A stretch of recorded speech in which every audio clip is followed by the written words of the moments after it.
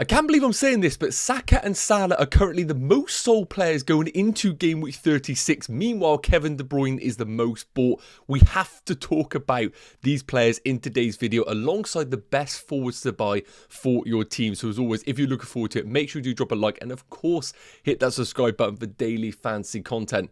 Enough waffling, let's get into today's video. So should FPL managers be selling Mo Salah and Bukayo Saka to bring in Kevin De Bruyne? As I said, I can't believe I'm saying that right now because Salah and Salah have just been such staples in our teams throughout the season. But it looks like we're over 100,000 transfers out for Saka and it will be over 100,000 transfers out for Salah come the Game Week 36 deadline. It looks like Kevin De Bruyne is the man to own. So we've got to talk about this because it isn't just an easy decision to sell off arguably two of the best midfielders in the game for somebody like Kevin De Bruyne. And of course, he did have a fantastic Game Week 35. Congratulations to all those people that captained him in that week. Those were the real winners. But this shouldn't be a decision that is just very easy to make. And I do think it is going to be one of those that has to have a little bit of context that we'll talk about in this video. So in terms of the underlying numbers, firstly, it shouldn't come as any surprise that Mo Salah is the standout pick when it comes to big chances per 90 minutes, when it comes to expected goals per 90. His season has been basically one of the best ever. So I feel like Mo Salah is just always going to be in a bracket of his own. So when we look at the underlying numbers, let's just remember Mo Salah is not going to be beaten by any player in the game. When we take a look at Bukayo Saka, now I kind of get it with him because managers have been a little bit hurt with his rotation, with minutes coming back from the injury and balancing the Champions League. But when we take a look at his numbers over the course of the season when he does play for Arsenal, expected goals per 90 of 0.41, which is good. Expected assists of 0.53. What's brilliant about Saka is he's very similar to Mo Salah, has goal threat but also creativity in that Arsenal team. Big chances, though, is very, very small in comparison to that of Mo Salah, 0.58.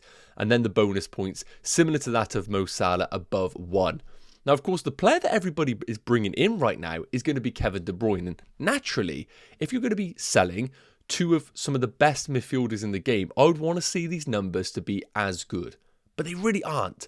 When we look at De Bruyne's numbers over the course of the season, expected goals per 90, 0.24. Remember, his haul that he got in Game Week 35 came from only one shot in the game.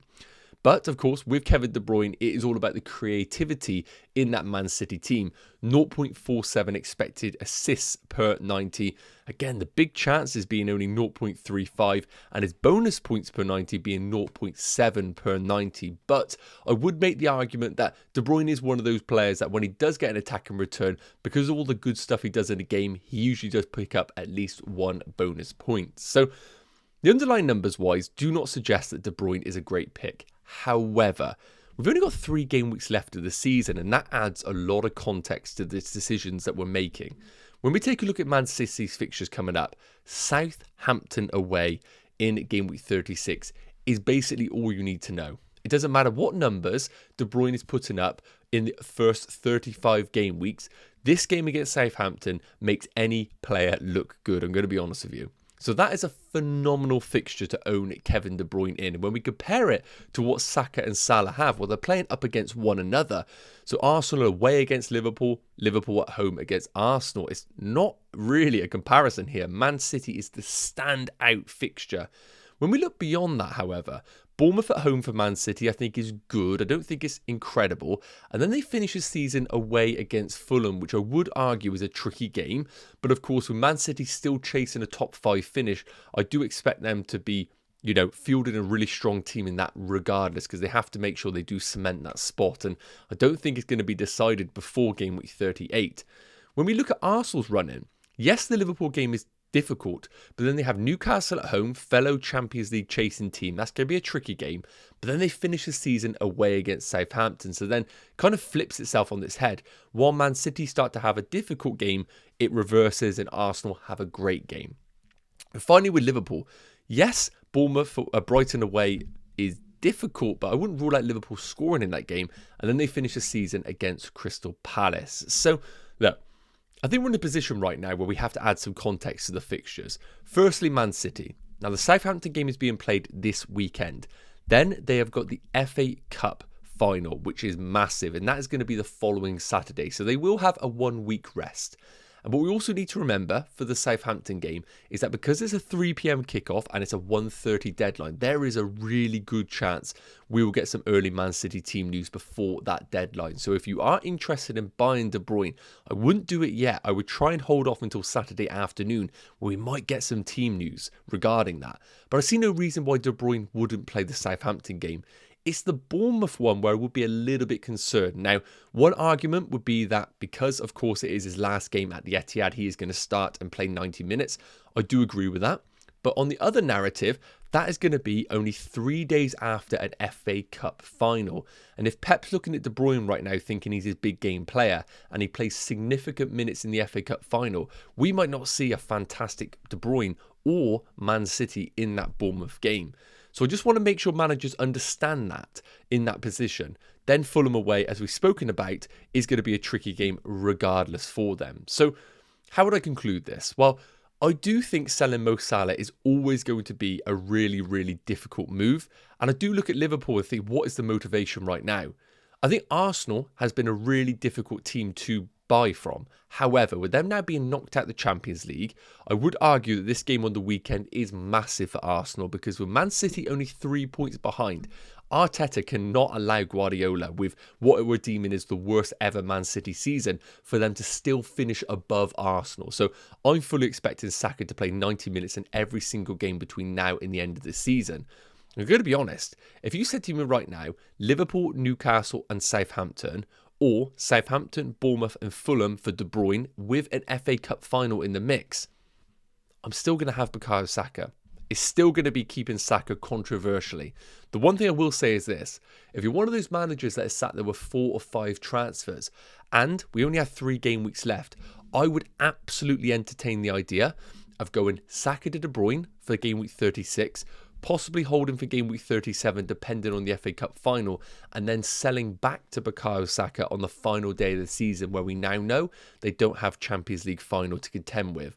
In terms of Mo Salah, I just think it is always a risk from an ownership perspective, and I still think he as a player is not looking like he's dropping off. I still think he is good, and would I expect him to score against Arsenal? I still would. So my general conclusion is De Bruyne is a good buy if you can get there, but I would be concerned about that game week 37 and game week 38. Now, outside of De Bruyne, which most managers are buying right now, it seems, forwards are the talk of the town, and with a lot of people selling Mateta, and I want to quickly cover that one off firstly, because as a Mateta owner, I understand why managers are selling them off. They're playing away against Spurs, then of course they've got the FA Cup final, and then they've got 2 games to finish the season, which are okay, they're not fantastic fixtures. And with Mateta getting substituted around the 75th minute and now not being on penalties, with Eze now being the penalty taker, I'm a little bit concerned about Mateta as FPL value. The one thing that I would say is that they are playing a Spurs team who will be coming off the back of a second leg in the Europa League. So I do not think that keeping Mateta is a bad move at all. I think if you can't get to these forwards because you don't have the transfers available, keeping Mateta for one more game week is perfectly fine. I wouldn't rule that out. But if you have transfers available or no other problems in your team, I think all 3 of these, Wissa, Cunha and Wood, are better picks than Mateta between now and the end of the season. When we take a look at game week 36, that really is the entry point in the game that really, if you're going to own one of these 3, you want them in. I don't look at game week 37 and 38 and think, oh my God, I need these players. But the game week 36 fixtures are fantastic. Chris Wood at home against Leicester, which I would argue is a standout game. Then we got Wissa away against Ipswich, and then of course Cunha at home against Brighton. Now, in terms of the underlying numbers, of course, these guys have been, I wouldn't say talisman in their teams, but probably Cunha has been. Wood, Wissa you'd argue alongside Mbuemo, but I would say Vissa's been the underrated player in that Brentford team for many years now. When we take a look at Cunha's numbers in terms of expected goals, they are the worst at 0.31, and he is the worst for big chances. But he is the creator in that Wolves team, and as you can see in terms of bonus points, if he walks onto the field, he basically gets 1 bonus point. 1.52 bonus per 90 is ridiculous. And even though his expected goals are lower than the others, his shots per 90 is considerably more than that of Chris Wood and Wissa. So it's not like he doesn't get the shot volume, he just doesn't pick up the goal scoring positions that of Wood and Wissa, where these guys are very much predatory forwards who operate in the 6-yard box. We've seen that with Wissa throughout the season, and Chris Wood has just been doing that all season as well. When we compare Wood and Vissa's numbers, quite similar.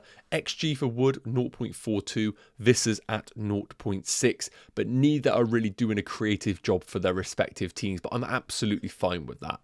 The other thing that we need to consider, of course, is penalties, because that is a huge thing to consider. Chris Wood, the penalty taker for Forest, Cunha, the penalty taker, Wissa, not the penalty taker. And that is something that always gets overlooked. We need to remember that Wissa doesn't take penalties, and that is of Mbeumo. But if you own both, then it's not really that big of a deal. Now, when we take a look at the fixtures, because the numbers are good, but fixtures can basically change those numbers. If they have great fixtures, I would expect those numbers to increase in the next 3.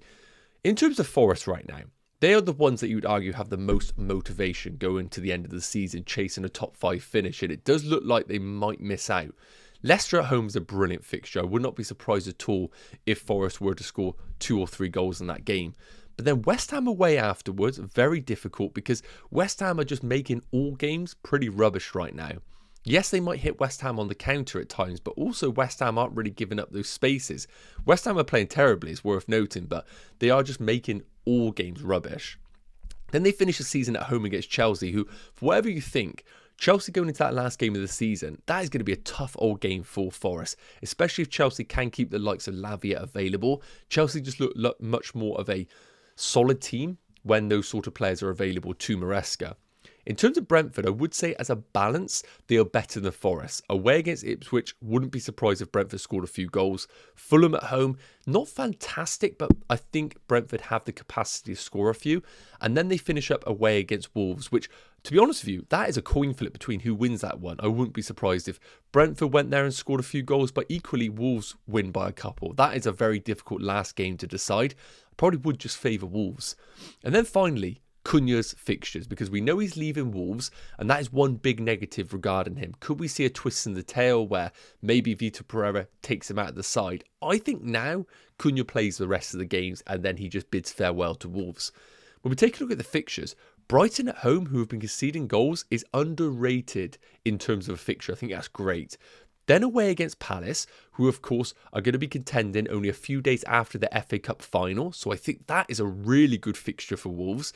And then they finish the season against Brentford, who I've said personally is a coin flip in terms of what direction that goes. Now, a few days ago, I was absolutely locked in. Chris Wood wasn't the number 1 pick. Wissa was. But I'm starting to spin that a little bit.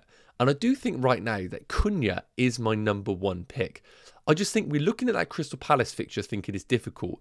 But with it being only a couple of days after that FA Cup final, I don't see Palace being fully strengthened or even mentally there in that game. And Wolves are a feel-good factor right now under Vitor Pereira, and Cunha's such a talisman in that team. I'm currently leaning towards Cunha as my pick. However, if you do want to go with the pack, I totally understand why Wissa is the main man. The numbers are incredible, the fixtures are great, and he is just in a great run of form right now. Let me know your top pick in the comments. Finally, I wanted to talk about some differential picks going into Game Week 36. Now, no, I'm not talking about 1% owned differentials. We can talk about that maybe in tomorrow's video if you want to, but players that we actually are considering buying. So we have got Sade at Brentford, 5.1 million midfielder, Bowen at 7.7 million, and Palmer at 10.5 million. Yes, I know Palmer shouldn't be in this list, but he is actually a bit of a differential in terms of live ownership. We saw that last week, and he has been sold by everybody going into Game Week 35 and beyond. And I understand that, but all of a sudden, Cole Palmer scores a penalty, puts in a great performance, and now everybody is talking about how Palmer is back. Football's a fickle game, as it always is. But Palmer has been playing well regardless of Chelsea. It's just the goals that have been drying up. He's been playing well, so don't get over the top with Palmer. Now, in terms of the numbers, what we're looking at right now, I don't really want to deep dive too much in them. I want to focus on the fixtures. And as you can tell with today's video, the numbers are good to look at, but I really think the fixtures breed form, especially at the end of the year. And it's all about buying from teams that have some motivation. And I think that's exactly why Cole Palmer is on this list. Now, we saw how fantastic he was. I'm expecting them to get to the Conference League final, but I do not think at all that will hurt them in terms of minutes for Palmer. They are fully focused on this league. Newcastle away is a tricky game. But I do think Cole Palmer is an okay buy for this week as a differential. Yes, Newcastle's difficult, but then Man United after that, only a few days after the Europa League final, is fantastic. I really think that's a brilliant game. And then they finish the season away against Nottingham Forest. Now again, fixtures alone are not good. I cannot sit here and say to you, gotta buy Cole Palmer. It'd be crazy for me to say that. But if you are looking for a trusted player on penalties who's a talisman for a team that are chasing top 5, they don't come much better than Cole Palmer. And I do back Chelsea to score a few goals in these upcoming games. Maybe I'm being a bit biased as a Chelsea fan. Now, Bowen is kind of the opposite of that. West Ham have absolutely nothing to play for. I wouldn't be surprised at all if they stunk up all of the games between now and the end of the season. But I think the fixtures are not too bad. They scored against Spurs, of course, in preparation for the Europa League second leg, and Man United is going to be the case only a few days after the Europa League second leg. So that is going to be a fatigued Man United team, and I'm expecting West Ham to put an okay performance against them there. Then they play Nottingham Forest at home. Again, Forest chasing top 5. I think that's going to be a tricky game, but then they do finish the season away against Ipswich, which could be a nice differential for those managers. If it was me, I think probably buying Bowen should have been a couple of weeks back, and those that done that have absolutely been rewarded. And yes, I think you can go to Jarrod Bowen this week, but also I just can't get that confidence about West Ham as a team. The only thing I will say is if West Ham are going to get results, Bowen is going to be the absolute heart of that, so you can kind of guarantee returns for him if you think West Ham are going to win 2 of the next 3. Personally, I think I like the idea of Bowen as maybe a final day punt. But right now, I can't get behind buying him in game week 36 ahead of some of the other big picks that we've spoken about in terms of priority. Finally, Sade. Now, this is a real rogue one because, of course, he had a haul in game week 35. Now, everybody wants to flock in and buy him. Your priority should be in Mbeumo and Wissa, 100%. But remember, Sade is a midfielder playing in that front line. And when we take a look at the numbers, I can safely say I haven't looked at Sade's numbers all season because he just hasn't been a consideration. But 0.34 expected goals per 90 is pretty solid. Big chances at 0.65, I don't mind that at all. In terms of bonus points, though, not really up there because, of course, Mbeumo and Wissa just gobble up everything in that Brentford team.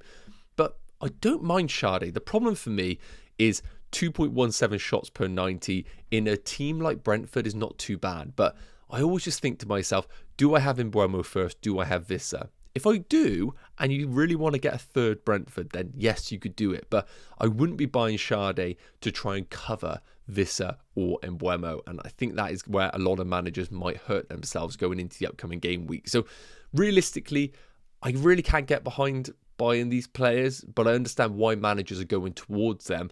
And I think Palmer could be quite a risky pick with De Bruyne just sat there ready to go, but one that I wouldn't be surprised if he outscored De Bruyne between now and the end of the season. Yes, guys, okay, that's going to wrap up today's video looking at the top transfers going into game week 36.